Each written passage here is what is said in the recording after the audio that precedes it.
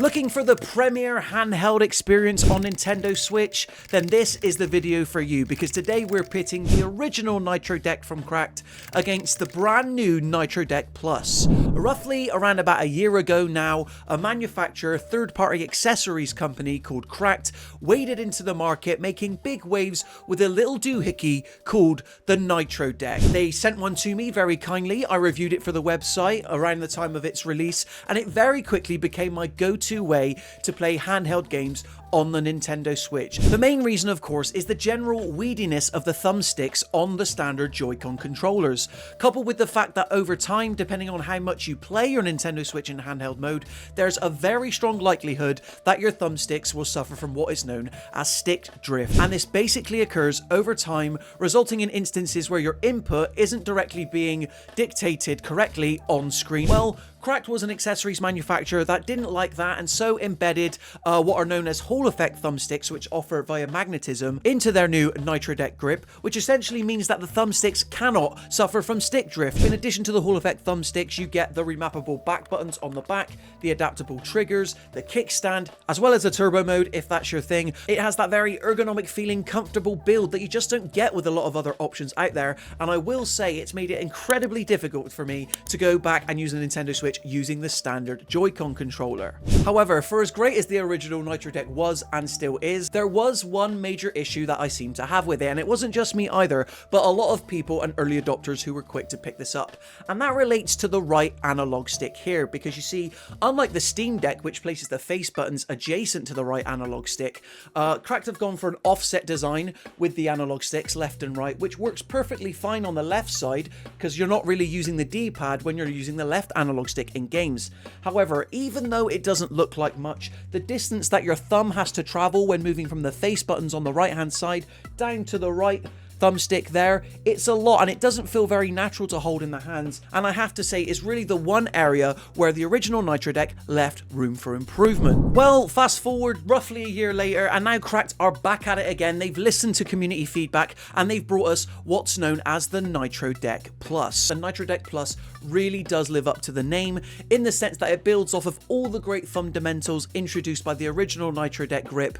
You still get the swappable thumbsticks, reprogrammable back buttons, kickstand on the back, and just that generally lovely feeling ergonomic feel that is a really tight and solid build quality. Yes, for 70 English pounds here in the UK, in addition to the main device itself, you also get a sock case, which I will say, as an owner of an original Nitro Deck, is a bit of a step down compared to the original hard case that came with the original model. But luckily, if you're somebody like me who is upgrading from the original Nitro Deck to the Nitro Deck Plus, you can rest easy knowing that your original hard case is still compatible with the Nitro Deck Plus.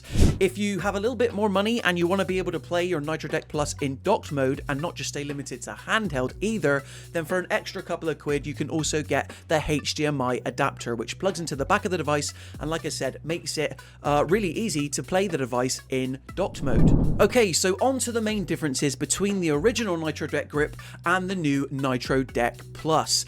And like I said, those who have been looking will probably notice one of the biggest differences straight away, and that is the addition of what are called the new sidekick buttons, located either side of the analog sticks on the front of the device, and they are even more accessible and just as programmable as the back buttons. So basically, if you're playing competitively on Nintendo Switch, just as unlikely as it might be, and you want to be able to move your thumb less of a distance, the new sidekick buttons are there. The other new and main change and main form of feedback that the players gave to Cracked is that kind of offset analog stick design. And what they've done is that they've gone for parallel analog sticks this time around. But here's the difference, guys. The real estate on the actual Nitro Deck itself, it hasn't suddenly got bigger, hasn't suddenly got smaller. It is the same ergonomic feel. So my issue remains, but in reverse.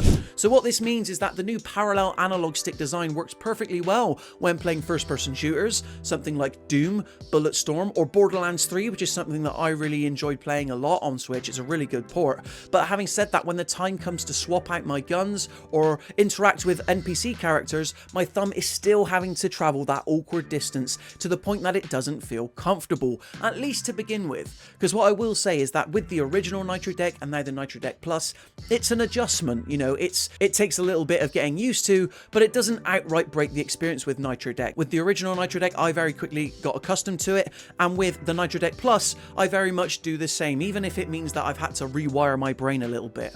However, in terms of recommending one over the other, it really doesn't leave me with much choice. It entirely depends on the type of game you prefer playing with your Nintendo Switch.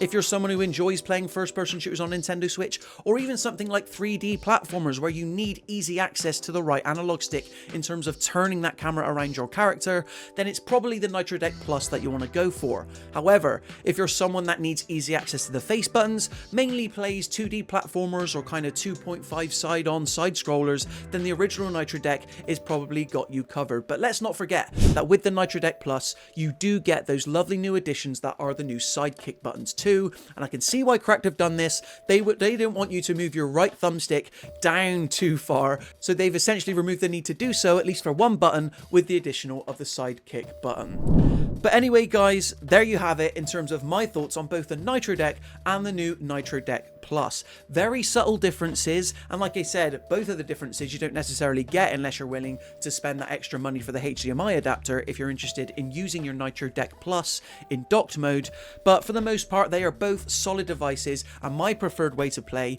The main benefit of both are those Hall effect thumbsticks, which completely obliterate the chances of stick drift. So if you're a long-time Joy-Con user with Nintendo Switch and you suffer from stick drift, I would say more than once, then the Nitro Deck is definitely something worth looking into. But anyway guys, what are your thoughts on the Nitro Deck? Have you picked one up already? Are you interested in picking up the new Nitro Deck Plus? Let me know in the comment section below. Be sure to leave this video a like if you enjoyed it, or consider subscribing to the Mirror Gaming YouTube channel to stay up to date with even more videos like this. Until next time guys, thank you so much for watching, and I will see you in the next one.